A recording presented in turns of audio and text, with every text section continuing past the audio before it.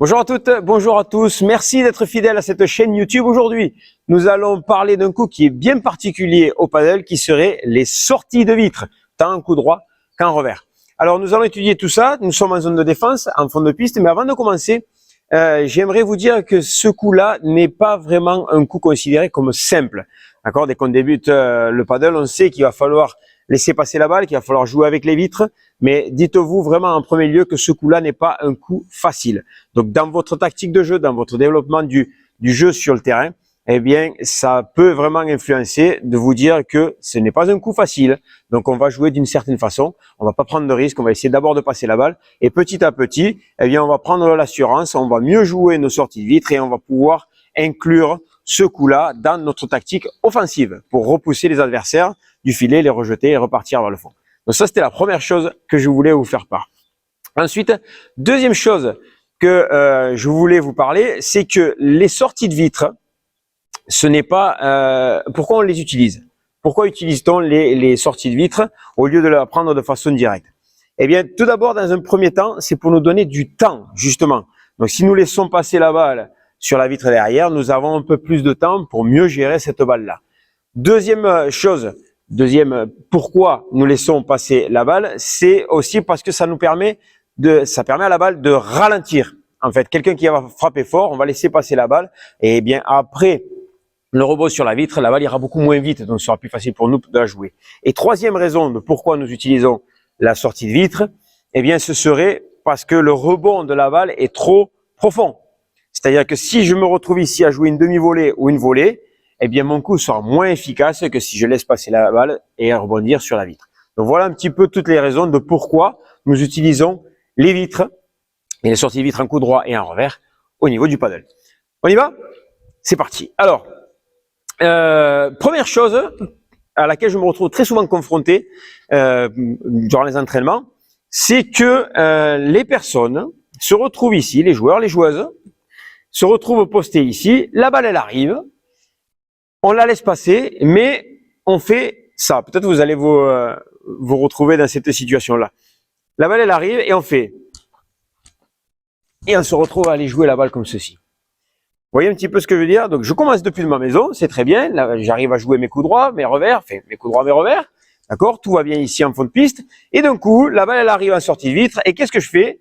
Eh bien je fais ça, je vais vers l'avant, parce que je pense que la balle va arriver à cet endroit-là, je me place, j'ai pas préparé ma palle, j'attends que la balle rebondisse, et après je me dis, mince, je suis mal placé.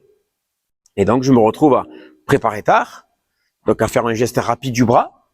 Je me retrouve avec une balle qui est souvent mal jugée, donc je me retrouve avec la balle qui est soit trop loin derrière moi, soit trop loin devant moi, donc il faut que j'ajuste au dernier moment, je me fais avoir, ou alors je me retrouve à frapper en reculant ici, et donc au final, eh bien cette sortie vitre, si j'ai de la chance, elle passe, mais très souvent, eh bien ça va donner une balle facile à volleyer pour les adversaires, soit, eh bien je vais mal l'impacter, elle va sortir.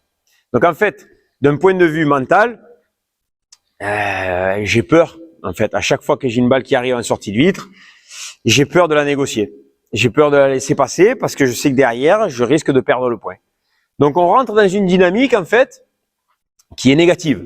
Alors que la sortie de vitre doit être quelque chose de positif pour nous. OK?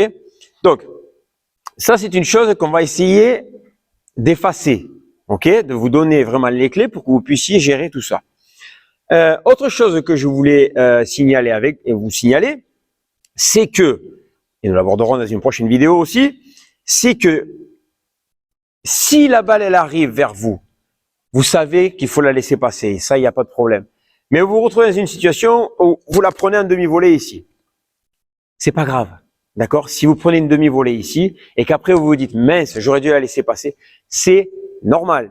C'est parce que la balle va plus vite que le temps de réaction de votre cerveau, d'accord? Donc, vous savez qu'il faut la laisser passer. À vitesse lente, vous allez avoir tout le temps de dire, oui, laisse-la passer. Donc, la balle, elle arrive, vous allez la laisser passer, il n'y a pas de problème. Mais la même balle qui va arriver beaucoup plus vite, ben, vous allez la prendre tout de suite en demi-volée ou en volée, même ici au fond. Vous n'allez pas la laisser passer et vous allez dire, mince, celle-là, j'aurais dû la laisser passer. Oui, mais c'est normal, d'accord? Donc, avec le temps, c'est pour ça que les joueurs professionnels sont capables de laisser passer la balle à très haute vitesse. Parce que Ils ont l'expérience, ils ont travaillé ça des heures et des heures, et donc en fait, au final, ils arrivent à laisser passer la balle. Ok. Pour nous, les joueurs de niveau inférieur, eh bien, il va falloir y aller petit à petit. Donc, à une vitesse lente, on va laisser passer, et bien petit à petit, on accélérera cette vitesse, on laissera passer la balle avec des vitesses un peu plus supérieures. Bref, j'ai terminé. On rentre dans la technique de cette sortie de vitre. On va commencer avec le coup droit, si vous me permettez. Alors, on commence dans la maison depuis toujours. Défense, derrière la ligne, maison. Position d'attente, pas de problème. Les sorties de vitre sont des coups de défense ou sont des coups d'attaque? Je vais dire, ce sont des coups de défense. Très bien. Donc, la majeure partie des coups de défense se joueront au-dessous du niveau de la ceinture. Alors, pourquoi je vois des joueurs qui préparent ici la balle en haut? À quoi ça sert? À faire un coup d'attaque alors qu'on se trouve en défense? Non. La majeure partie des balles que nous aurons à jouer seront au-dessous du niveau de la ceinture.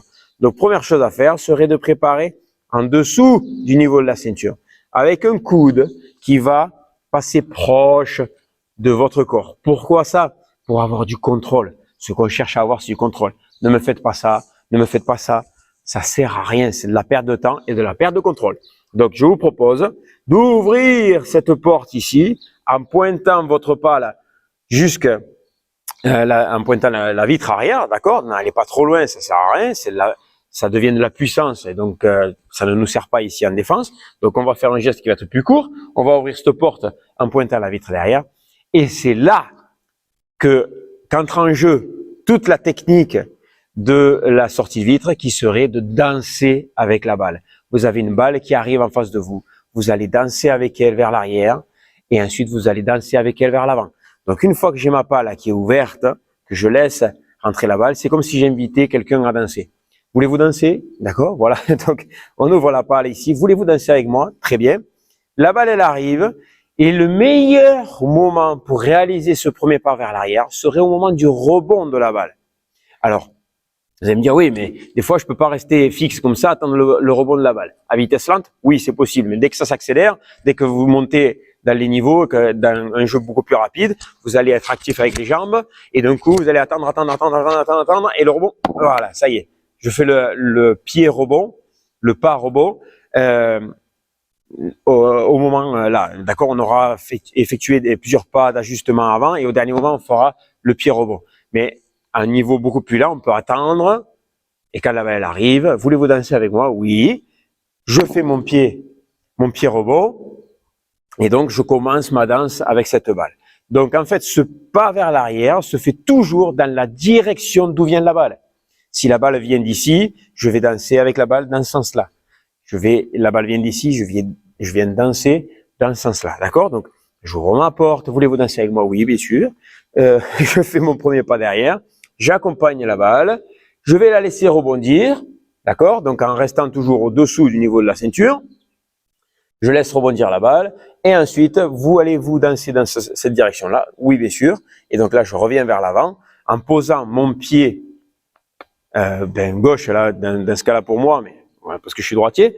Donc hop, je pose mon pied gauche avant l'impact et ensuite je viens impacter ma balle devant moi. Je vais prendre mieux ma raquette. J'impacte ma balle devant moi et je vais l'accompagner dans la direction que je veux jouer. Et là, je vais pouvoir terminer vers l'avant.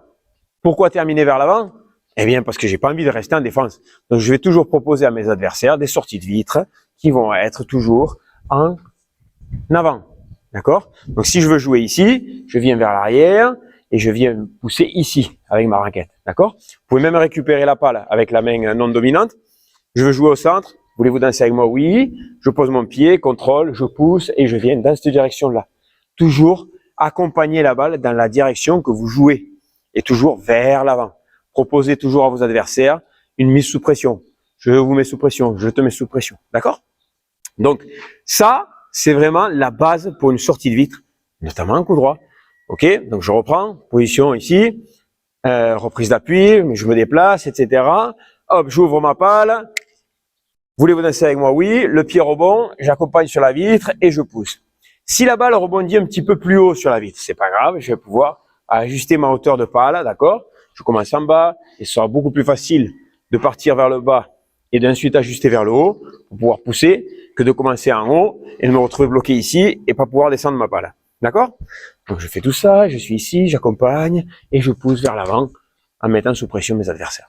Ça va? Je passe du côté revers. Alors du côté revers, eh bien, c'est la même chose, c'est la même danse. Ok? Donc je suis ici, je me déplace, hop, je tire ma raquette derrière parce que je sais que c'est un revers. Donc je vais placer ma raquette ici derrière. Je fais mon pied rebond. Voilà, voulez-vous le danser avec moi? Oui, d'accord. Mais ce qui se passe ici, il y a une légère différence avec le coup droit, c'est que ma préparation en revers ne peut pas rester basse, comme ceci, pour ensuite frapper la balle. Vous verrez, je vous propose même de l'essayer, vous allez voir que si ma raquette, ma palle, elle reste en bas, et après, en sortie de vitre, je viens pousser ici, vous allez voir que la majeure partie des balles vont finir dans le filet, parce que l'impact n'est pas vraiment terrible. Donc en fait, ce qu'il faut faire, ce qu'il faut essayer de faire, c'est d'avoir une préparation volée de revers. Et la préparation de volée de revers, c'est avec cette tête de palle qui fait clac, qui monte légèrement plus haut ici. D'accord? Donc, la prise d'information, c'est quoi? La balle, elle arrive sur mon revers. Oui, passe, je prépare un revers. Et après, dès que je laisse passer et que je pars sur la sortie de vitre, clac, je remonte un petit peu, je casse mon poignet avec ma main non dominante qui vient, hop, relever ma tête de raquette.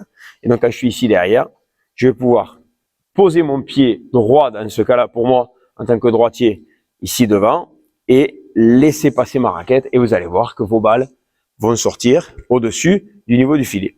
Donc je reprends ici pour le revers, d'accord, reprise d'appui, très bien, la balle elle arrive, je vais dans la même direction de la balle, hop, j'ouvre ma porte, voulez-vous danser avec moi? Oui, très bien, je fais mon premier pas vers l'arrière, j'ajuste, je repars vers l'avant avec ma tête de raquette qui est remontée ici derrière, je pose mes appuis, je pousse, et j'accompagne dans la direction que je veux jouer. Ok? Vous avez vu, je pars pas vraiment très loin, je mets juste sous pression. Je pars pas à l'assaut du filet. Juste, je termine vers l'avant pour pouvoir me replacer après derrière. Ok? Donc voilà. Tout ça, j'espère que vous l'avez bien compris. Ok? Les sorties de vitre, pour que vous soyez à l'aise avec ces sorties de vitre, ça va passer par de la prise de décision, du temps d'attente au départ, de savoir d'où vient la balle, de quelle façon, de l'accompagner, de danser avec elle pour aller vers l'arrière, puis après aller vers l'avant. Alors peut-être dans un premier temps, vous allez vous faire avoir de temps en temps, parce que vous allez aller vers l'arrière et la balle, hop, elle va rebondir trop loin. Et vous allez vous faire avoir, vous n'allez pas la toucher, mais ce n'est pas grave, parce que vous êtes en train de prendre des informations. Vous êtes en train de voir, de lire la trajectoire de la balle, et vous allez voir que petit à petit, vous allez y arriver. Alors que si vous êtes tout le temps en train de deviner, vous allez vous faire avoir quasiment tout le temps, et vous apprendrez jamais. D'accord? Donc en fait, on va terminer là-dessus, en disant que, eh bien, on prépare en dessous du niveau de la ceinture, parce que la majeure partie des balles que nous avons à gérer en sortie de vitre seront des balles de défense. Et ensuite, eh bien, les balles remonteront plus haut pour la bajada, qui sera la descente de vitre d'attaque. Mais c'est pas le thème d'aujourd'hui, c'est le thème d'une prochaine vidéo. Allez, j'attends vos commentaires et je vous dis à très vite. Salut!